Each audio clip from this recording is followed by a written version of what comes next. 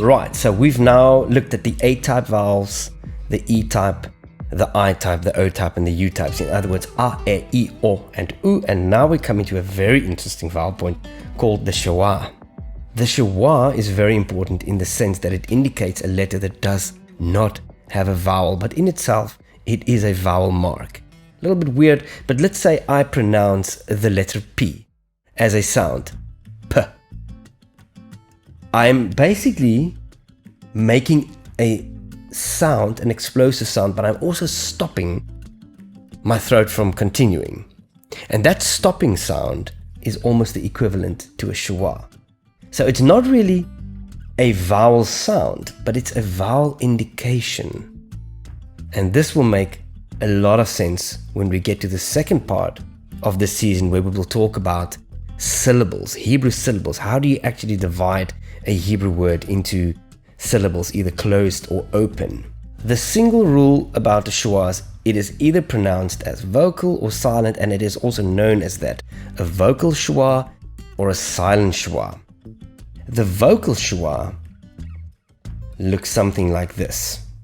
Let's take the word beracha. In this case, the schwa is almost pronounced as an eh sound, but it literally is beracha. So you pronounce the B sound and it allows a little bit of air. So the schwa in this case is vocal, although it does not indicate a vowel sound. Right? Beracha. You find the same with the opening word in the Bible, Bereshit. Similar thing. You have a beit with a dagesh in and then a vocal schwa, and some people literally pronounce this as Bereshit. The truth is it's pronounced as Bereshit. Bereshit. The second case is when you get two schwas in a row, then the second one would be the vocal one and the first schwa would be silent. Here we have the word MISH'Pe'TEI. So the mish, that schwa under the shin, is silent, and the next one is actually pronounced. Otherwise it would have been MISH'Pe'TEI, but now it's MISH'Pe'TEI.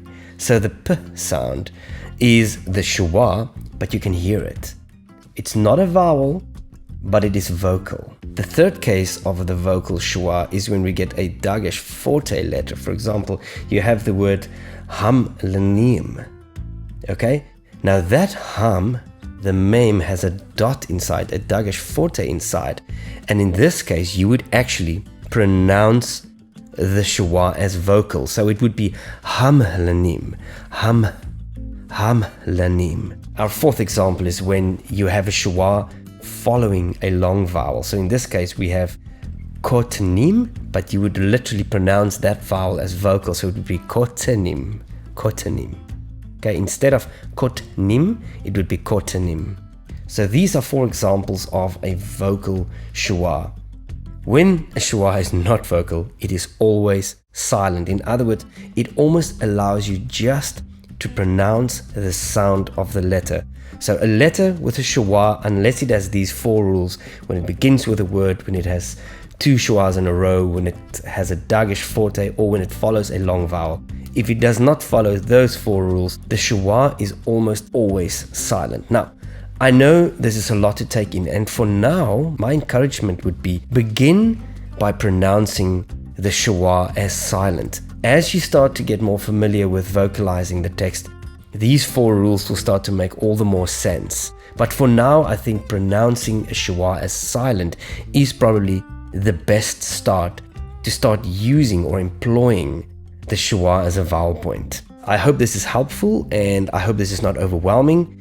My best advice would be sit down, write the vowel marks, and learn how to pronounce them and learn their names if in any case you want to study further in Hebrew. Next lesson we'll look at the diphthongs.